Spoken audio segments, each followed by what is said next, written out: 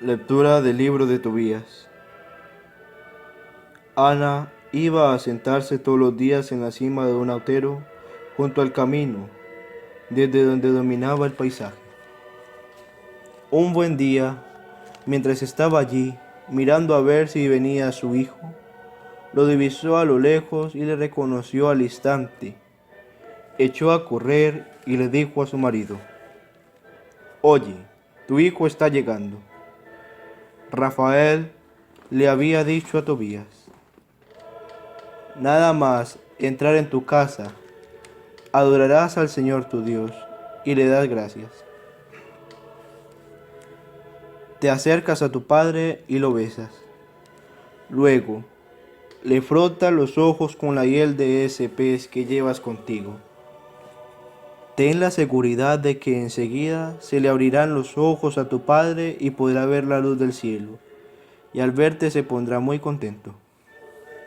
Entonces, el perro que llevaban durante el viaje salió corriendo delante de ellos y, como si fuera un mensajero llegando a su destino, exteriorizaba su alegría haciendo caratoñas con el rabo.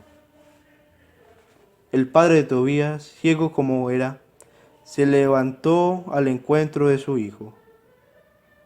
Él y su mujer le recibieron con besos y rompieron a llorar de alegría. Luego adoraron a Dios, le dieron gracias y se sentaron. Tobías frotó los ojos de su padre con la hiel del pez.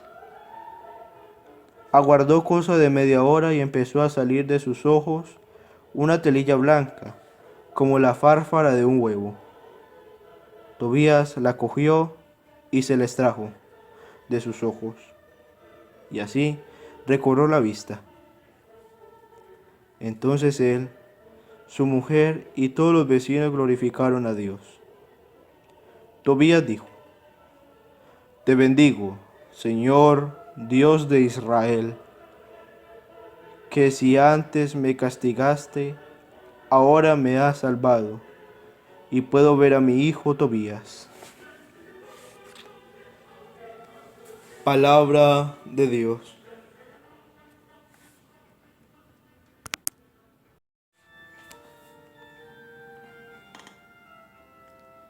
Alaba, alma mía, al Señor. Alaba, alma mía, al Señor. Alabaré al Señor mientras viva. Tañeré para mi Dios mientras exista, que mantiene su fidelidad perpetuamente, que hace justicia a los oprimidos, que da pan a los hambrientos. El Señor, libertad a los cautivos. El Señor abre los ojos al ciego. El Señor endereza a los que ya se doblan.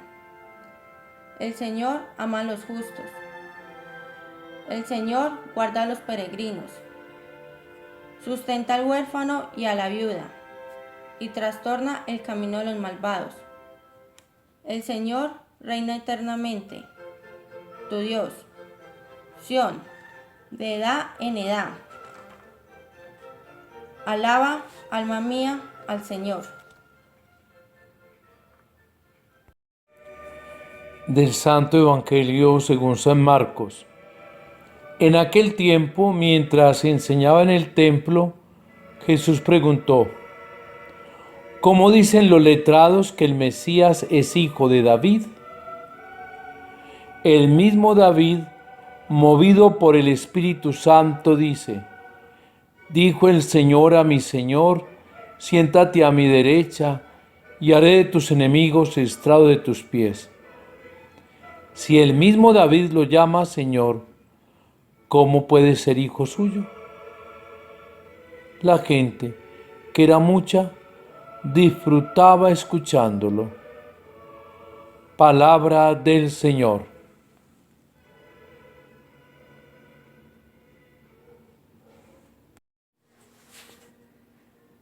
Hermanos, el libro de Tobit hoy nos trae entre líneas unos aspectos de apreciar. Cuando el hombre cuenta en su historia con la presencia de Dios, que está oculta, que está escondida, pero que el hombre sabe que Dios va allí, la historia va teniendo un final feliz, casi como en los cuentos de hadas cuando éramos niños.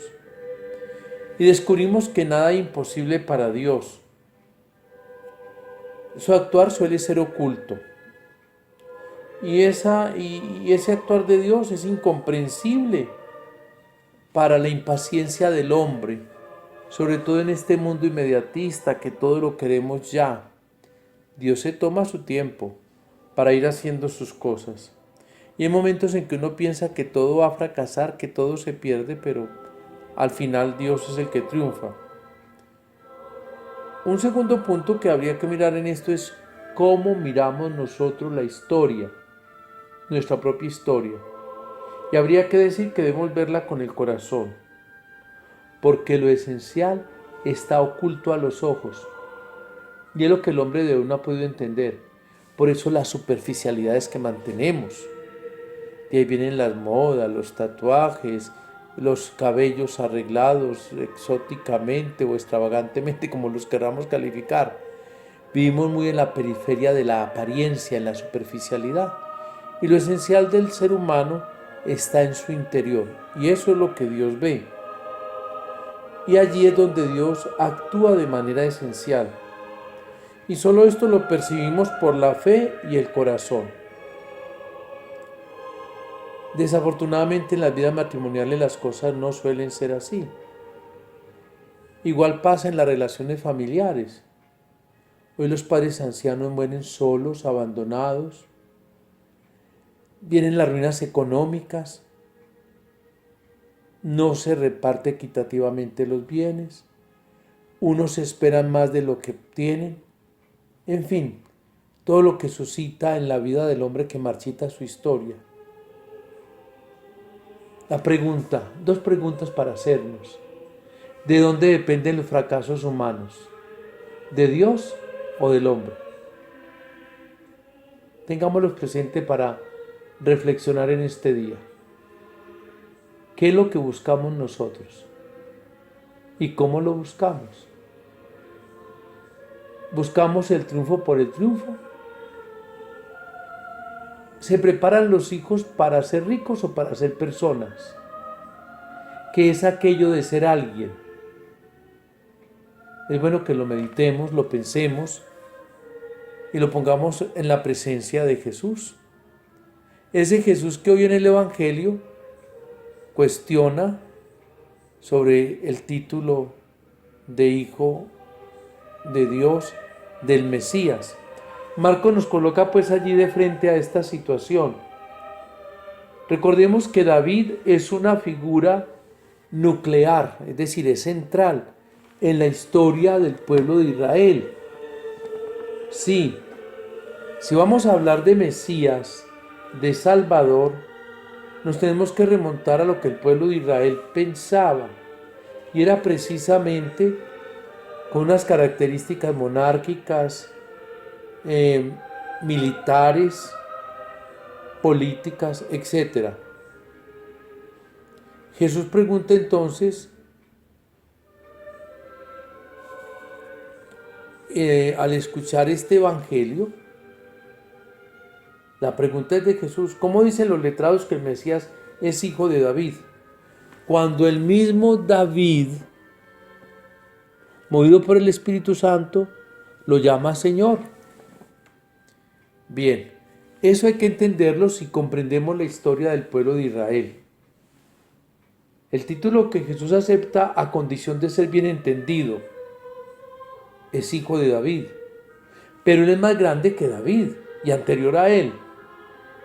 Será entonces el otro título, hijo de Dios, que conjugados los dos, unidos los dos, hijo de David, según la carne, e hijo de Dios, adquiere su plenitud en lo que nosotros contemplamos como el misterio de la encarnación.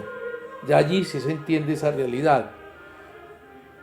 Pero esto es único y excepcional. Y con eso es que se integra la familia humana, en Jesús hijo de David y en Jesús hijo de Dios. El que viene de Dios, que es hijo, también es hijo de los hombres, por eso es hombre, y viene a salvar a los hombres. Recordemos también que en la literatura del Antiguo Testamento hay títulos con referencia a Jesús. Y entonces vamos a entender en la figura de Jesús los títulos que se dan en el Antiguo Testamento. Mesías, propio del Salmo 2.2.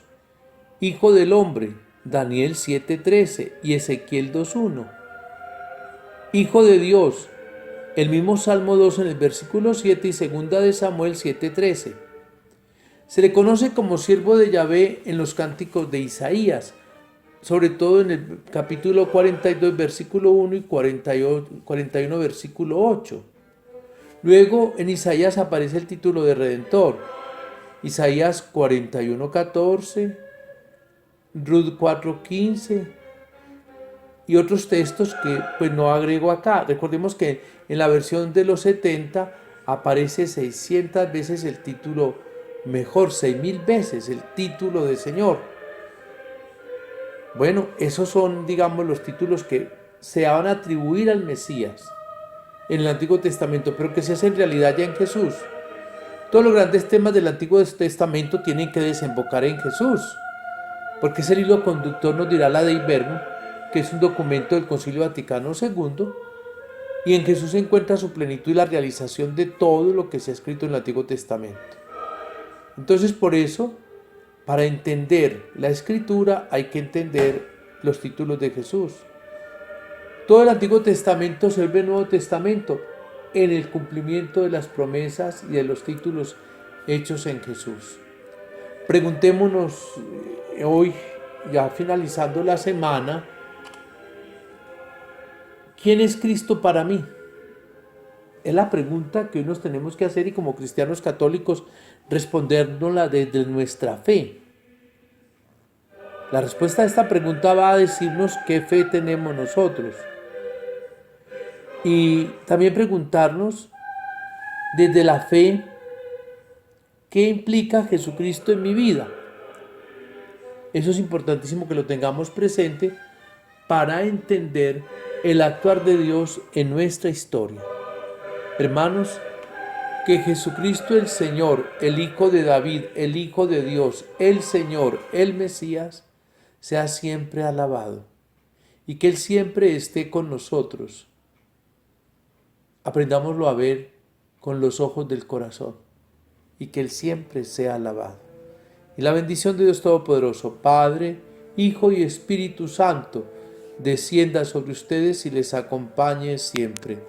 Feliz día en el Señor.